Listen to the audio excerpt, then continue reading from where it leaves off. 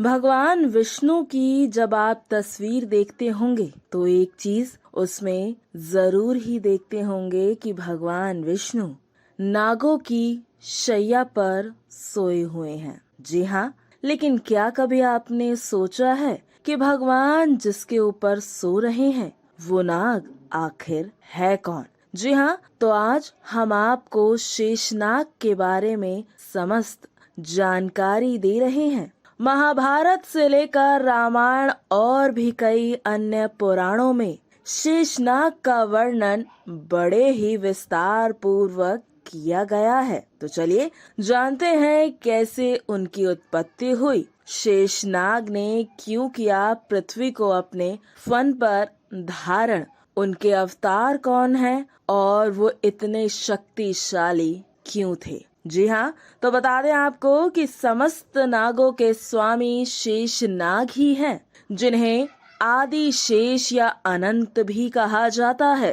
क्षीर सागर में भगवान विष्णु जी इन्हीं पर शयन करते हैं। वे बहुमुखी आदि शेष ही हैं, जिन्होंने सभी ग्रहों ब्रह्मांडों का भार अपने शीश पर उठा रखा है और ब्रह्मांड के निर्माण और विनाश में इनकी विशेष भूमिका रही है। हिंदू धर्म ग्रंथों में लिखित शेषनाग जी की संपूर्ण जानकारी आज हम आपको इस वीडियो के माध्यम से देने का प्रयास करने जा रहे हैं। तो चलिए जानते हैं कैसे शेषनाग जी का जन्म हुआ।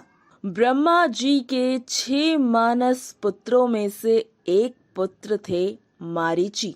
मारीची के पुत्र दक्ष प्रजापति ने अपनी 17 पुत्रियों का विवाह ऋषि कश्यप के साथ किया। उन्हीं पुत्रियों में से एक का नाम था कद्रु और दूसरी का विंता।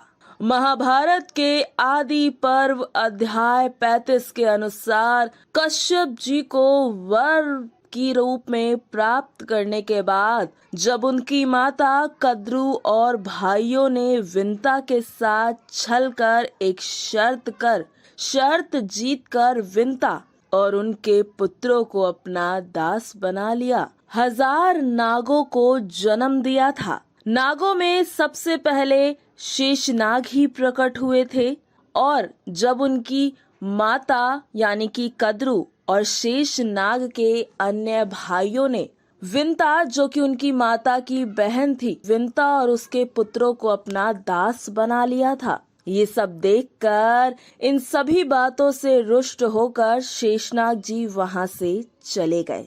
उसके बाद भगवान शेषनाग ने कद्रु का साथ छोड़कर यानी कि अपनी माता का साथ छोड़कर कठोर तपस्या प्रारंभ कर दी। वे केवल वायु पीकर ही रहते थे और संयम पूर्वक व्रत का पालन करते थे।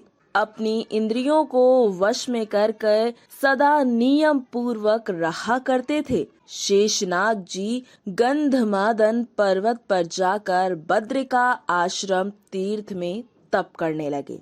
जब ब्रह्मा जी ने देखा कि शेषनाग घोर तपस्या कर रहे हैं, उनके शरीर का मांस, त्वचा और नाड़ियां सूख गई है, ये सब देखकर ब्रह्मा जी खुद उनके पास आए और बोले, शेष तुम ये क्या कर रहे हो? समस्त प्रजा का कल्याण करो। हे अनग, इस तीव्र तपस्या के द्वारा तुम संपूर्ण प्रजा वर्ग को संतप्त कर रहे हो। शेषनाग, तुम्हारे हृदय में जो कामना हो वो मुझसे कहो। शेषनाग बोले, भगवान, मेरे सब सहोदर भाई बड़े मंदबुद्धि है, अतः मैं उनके साथ नहीं रहने चाहता। वे माता विनता और उनके पुत्रों से दाह रखते हैं। आकाश में विचरने वाले विनता पुत्र गरुण भी हमारे दूसरे भाई ही हैं, लेकिन वे नाग उनसे भी सदा द्वेष ही रखते हैं। तब ब्रह्मा जी बोले, शेष, तुम्हें जो भी अभिष्ट हो मुझसे मांग लो। तुम्हारे ऊपर मेरा बड़ा प्रेम है, अतः आज मैं तुम्हारे सभी वरदानों को पूरा कर दूंगा। तब शेषनाग ने कहा, पितामह, मेरे लिए तो यही अभिष्ट वर है कि मेरी बुद्धि सदा धर्म, मनोनिग्रह तथा तपस्या में ही लीन रहे। तो इस तरह से ब्रह्मा जी से उन्हें ये वरदान प्राप्त हुआ। अब हम शेषनाग के अवतार के बारे में जानते हैं। जी हाँ, भगवान विष्णु की सहायता करने और बुरी शक्तियों का नाश करने के लिए शेषनाग भगवान विष्णु के साथ अवतार लेते हैं। त्रेता युग में शेषनाग ने लक्ष्मण का रूप लेकर रावण आदि असुरों का नाश करने में भगवान श्री राम की सहायता की। वहीं द्वापर युग में भगवान कृष्ण की सहायता के लिए वे बलराम रूप में जन्मे थे। साथ ही जब वसुदेव जी भगवान कृष्ण के कारावास में जन्म के बाद उन्हें टोकरी में रखकर नंद जी के यहाँ ले जा रहे थे, तब शेषनाग जी उनकी छतरी की तरह उनको बारिश से बचा रहे थे। तो बता दें आपको, महाभारत के अनुशासन पर्व अध्याय 147 के अनुसार अविनाशी भगवान श्री हरि ही अनंत शेषनाग कहे गए हैं।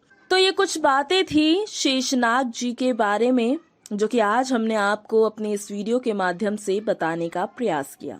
आशा है आप सभी को आज की ये जानकारी अच्छी लगी होगी।